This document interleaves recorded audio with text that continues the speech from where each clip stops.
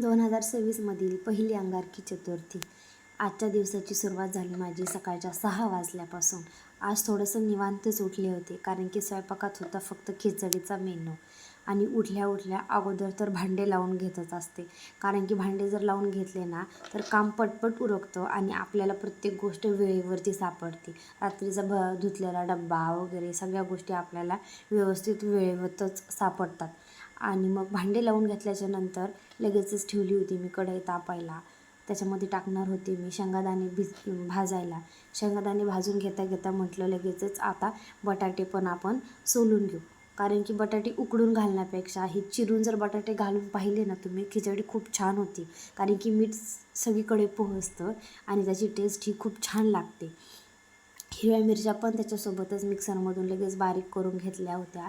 पाणी गरम केलं, पाणी गरम करून थोडंसं पीत असते आणि बॉटलमध्ये पण भरून ठेवलं. आंघोळ झाली आणि लगेचच देवपूजा पण करून घेतली. सकाळ सकाळी अगदी 6:30 वाजता देवपूजा झाली. खूपच मन प्रसन्न झालं होतं. मग नंतर केली खिचडीची तयारी. साजूक तुपामध्ये मी खिचडी करत असते. त्याच्यात हे बटाटे जे आपण चिरून ठेवलेलं होतं ना ते टाकून द्यायचं आणि त्याच्यामध्ये थोडंसं चवीनुसार मीठ पण घालायचं. मीठ सगळीकडं पोहोचतं आणि खिचडी खूपच छान होते. नक्की ट्राय करा बरं का तुम्ही. असं जर केलं ना ते बटाटे उकडून घालण्यापेक्षा बटाटे कापून घातलेली खिचडी खरंच छान होती. आणि मला कमेंटमध्ये नक्की सांगा. त्याच्यावर थोडा वेळ ताट पण झाकण ठेवायचं, म्हणजे ते लवकर शिजतं. आणि त्याच्यामध्ये टाकली होती हिरवी मिरची, मग टाकला साबुदाणा टाकल्याच्या नंतर ते घेतलं एकदम व्यवस्थित परतून, म्हणजे सगळ्या गोष्टी एकमेकाला लागतील आणि एकजीव होतील. मग खिचडीमध्ये पण जास्त चांगली चव येईल. थोडंसं मीठ घातलं, कारण की अगोदरच बटाटे शिजताना मी त्याच्यामध्ये मीठ टाकलेलं होतं, म्हणून जास्त काही मीठ टाकलं नाही. चवीनुसार मीठ टाकायचं, ताट झाकण ठेवायचं. शेंगादाण्याचा कूट हा ठोसर टाकायचा, मग खिचडी थोडीशी सुट्टी पण होते. डबा भरला आणि खोबऱ्याचे लाडू पण भरले. शेंगादाण्याची चटणी पण मी भरली होती, पण ते मी ॲड नाही केलं. मग डबा आणि बॉटल भरून ठेवलं, आवरलं आणि मी निघाले शाळेत जायला. शाळेत जाताना मी बसनेच जाते, बसनेच ट्रॅव्हल करते. बसची वाट पाहत होते, नंतर मला भेटली बस आणि मग मी निघाले शाळेत जायला.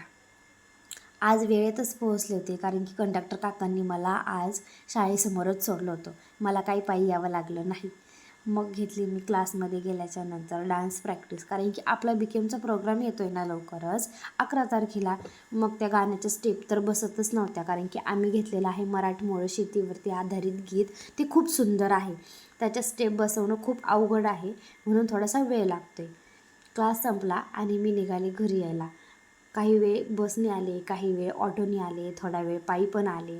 येता येताच भूक लागली होती, म्हणून वेफर्सचा पॅकेट घेतलं आणि घरी आले. मग खिचडी, ते वेफर्स आणि थोडंसं दही हे घेतलं, फराळाचं केलं. संध्याकाळची वेळ झाली. वरण भाताचा कुकर लावला. म्हटलं चला आता खोबरं किसून घेऊ आणि थोडेसे मोदक पण करू. मग त्याच्यासाठी गूळ पण किसून घेतला. माझं एकीकडे सारण पण तयार होतं आणि पीठ मळून घेतलं. पीठ मळून झालं तर म्हटलं अगोदर मोदकच तयार करूयात. मग मोदकाची तयारी केली. सारण माझं ऑलरेडी तयार झालेलंच होतं. मग मी मोदक पण तयार करून घेतले आणि मोदक तळायला टाकले होते. मोदक तर तयार होतच आहेत, तर मग मनात विचार आला, आज चतुर्थी पण आहे आणि वेळ पण आहे, आपण स्वयंपाकाला पण लवकर लागलो आहे आणि मोदक तयार आहेत, तर मग जाऊयात आपण गणपती बाप्पांना पण दर्शन घेऊन येऊ. कारण की आजचा दिवस खरंच खूप सुंदर गेला. जेव्हा म्हणजे उपवास पण धरलेला होता, सकाळी देवाची पूजा केली, खूप प्रसन्न असा दिवस गेला माझा. मग नंतर वरण भाताचं कुकर लावलेलं होतं. मग म्हटलं वरणाला फोडणी देऊ. टाकले जिरे, मोहरी, हिरव्या मिरच्या आणि लसणाच्या 7-8 पाकळ्या टाकल्या. मग ते घेतलं व्यवस्थित परतून. आणि वरण शिजवताना नेहमी एक ट्रिक वापरायची, का जेव्हा आपण फोडणी देणार आहोत ती दिल्याच्यानंतर जेव्हा आपण त्याच्यात हळद टाकतो, हळद टाकल्याच्यानंतर जी डाळ आपण शिजवलेली आहे ना ती डाळ सगळीची सगळी टाकून द्यायची. त्याच्यामध्ये बिलकुल पण पाणी ॲड नाही करायचं.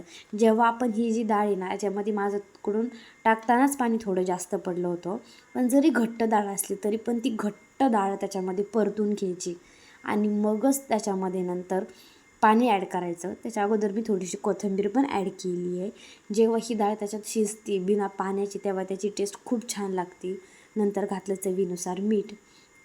मोदक केले होते पण चपात्या राहिल्या होत्या, मग चपात्या पण करूनच घेतल्या. मग नंतर गणपती बाप्पाला जायसाठी मी साडी घातली, मस्तपैकी तयार झाले होते आणि परत संध्याकाळचा दिवा लावला आणि मग निघाले. गणपती बाप्पाचा प्रसाद मी घरूनच घेतला होता. फुलं, अगरबत्ती आणि मोदक घेऊन मी निघाले होते. आम्ही गेलो गणपतीच्या दर्शनाला. तिथं खूपच जास्त गर्दी होती, पण चेहऱ्यावर पाहू शकता खूप जास्त समाधान लागलं आणि जेवण